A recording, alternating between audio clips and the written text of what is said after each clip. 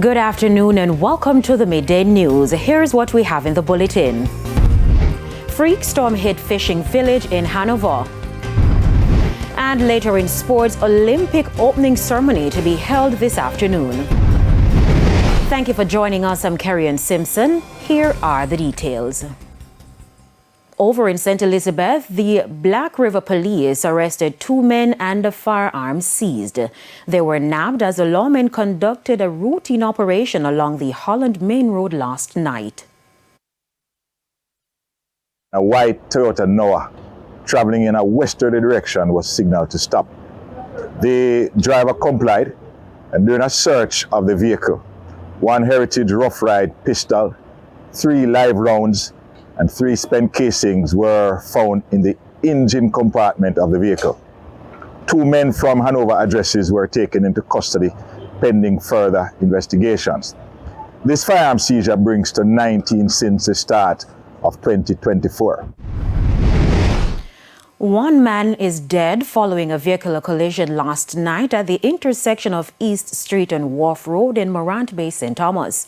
He has been identified as 24-year-old Shamar Murray, a businessman of Danvers Pen district in the parish. He was the passenger in the vehicle.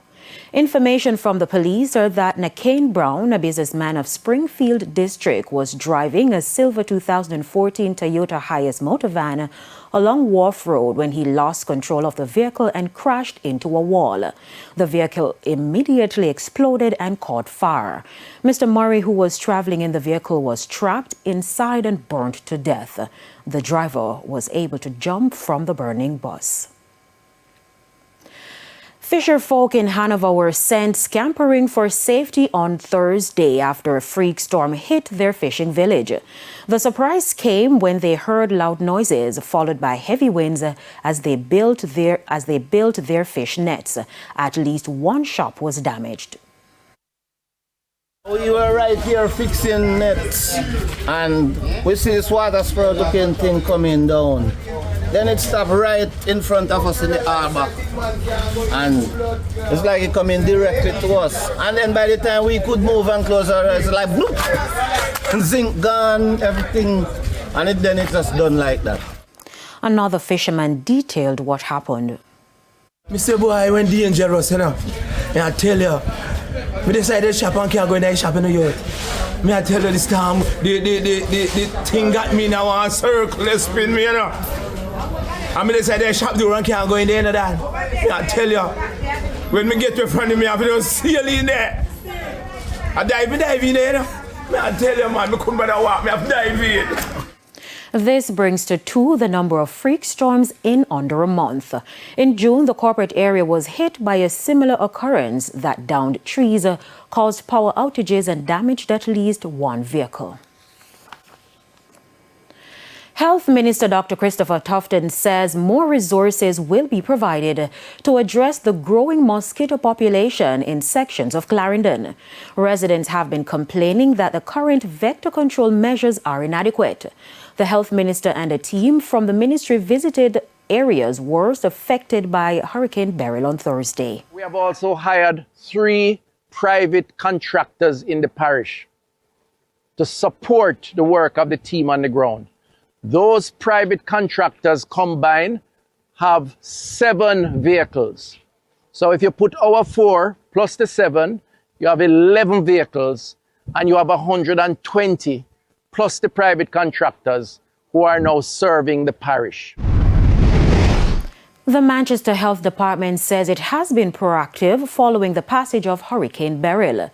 Chief Public Health Inspector Charmaine Palmer-Cross says fogging activities have already started in Alligator Pond, Poros, and northern communities, including Christiana and Colleyville, which are the areas more likely to be impacted. For the rest of this month is actually ready, and what we have done too, we have shared that in the parish disaster preparedness group, where in this group you have a number of persons in the parish being a part of that group who will help to share the schedule so persons will know exactly where we're coming. Mrs. Palmer-Cross is also appealing to residents of Manchester to be patient as our teams work to get to their communities.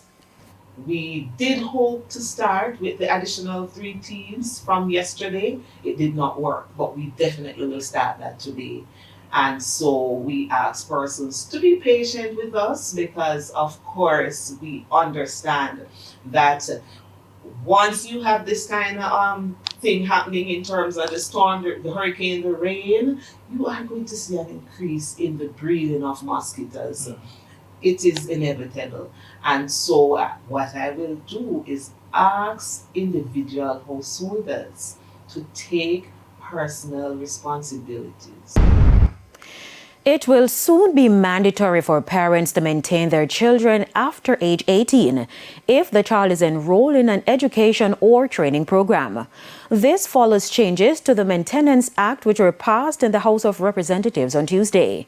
Now, under the 2005 legislation, even if a child is still in school, a maintenance order cannot be granted if they are over 18 years.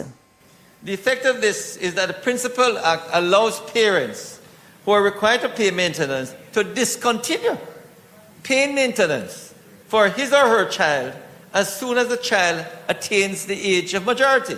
The amendment to the Maintenance Act seeks to allow for a maintenance order to be granted by the court if that child attains the age of 18 years for the purpose of engaging in a course of education or training, whether or not an order of maintenance had been issued prior. Such order, however, would not extend for any period beyond the child attaining the age of 23 years. The bill, which was piloted by Justice Minister Delroy Chuck, received opposition support. It's time for a break. Stay with us. More stories when we return.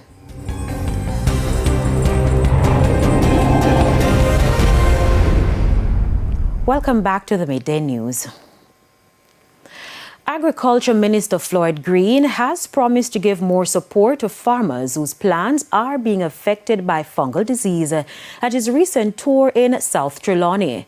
Diseases like yam rust is of major concern.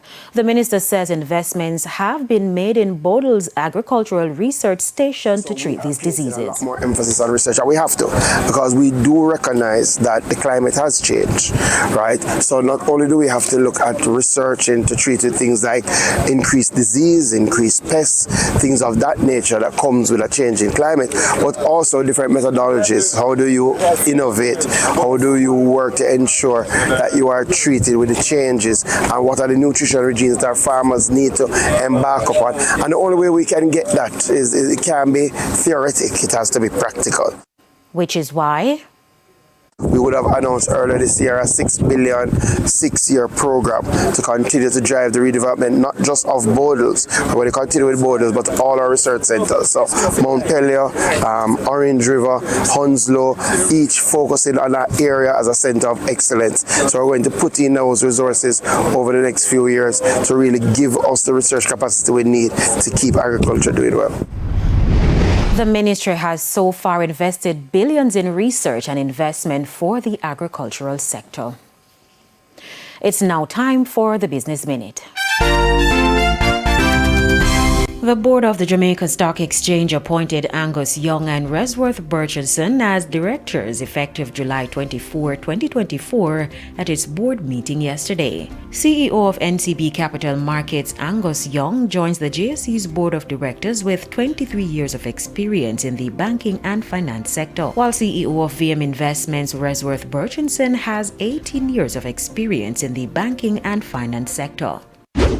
Further afield, over 290,000 BMW SUVs are being recalled because the interior cargo rail could detach in a crash. The recall includes model year 2018 to 2023 BMW X3 vehicles. The luxury vehicle company said the attachment for the interior cargo rail may become damaged in a rare crash. That could cause the cargo rail to come off, increasing the risk of injury. BMW dealers will fix the issue at no cost. Recall notification letters will be sent to drivers on August 30th. And that's it for the Business Minute.